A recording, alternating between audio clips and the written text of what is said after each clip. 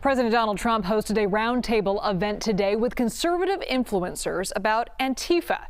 Participants included members of the president's cabinet, along with several journalists who say they have had experiences with Antifa members.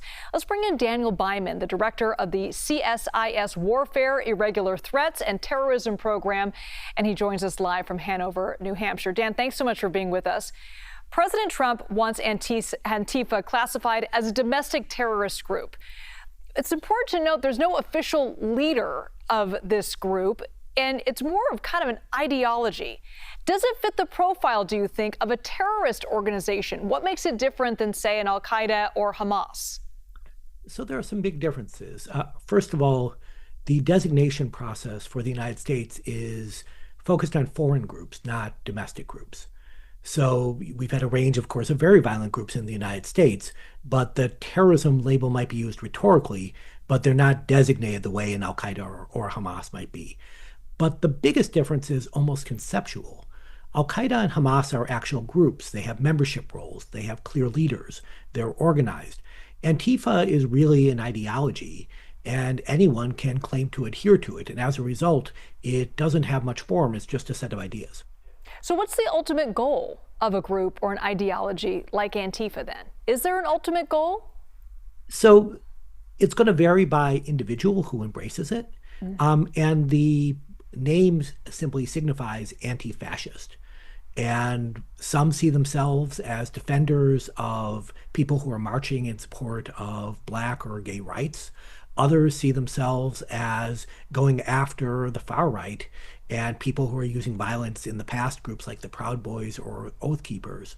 But there's a wide variety of motivations, but in general, it's on the far left of the American political spectrum. Where are we seeing the most action from Antifa followers? I mean, covering maybe protests over the years, we've seen them show up in different cities, protesting different political statements, and many of them cause trouble during the protests. Is that what you're seeing mostly from Antifa? Is that kind of their mission? That's been their focus.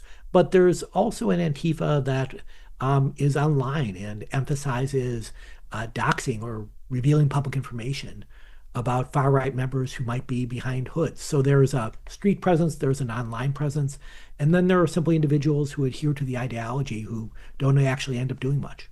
You know, we have seen, though, a rise in political violence by individuals on both sides of the political spectrum. Do you attribute that to groups like Antifa and others on the far right? No. So in both the far right and the far left, there are individuals acting, but they're not people who are tied to particular groups. So if you look at the man who was accused of killing Charlie Kirk, just to take a very recent example, no one is saying that he was part of an organized group.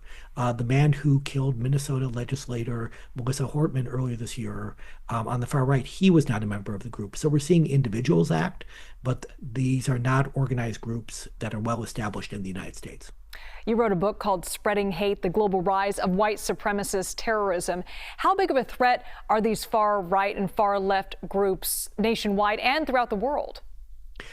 So a lot's going to vary by particular period, but they have killed a lot of people. And some of the bloodiest attacks in the last 10 years in the United States have been by a white supremacists.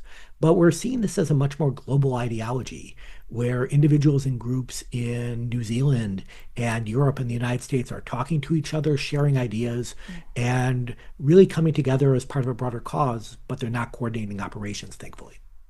Daniel Byman, thank you so much. Thank you.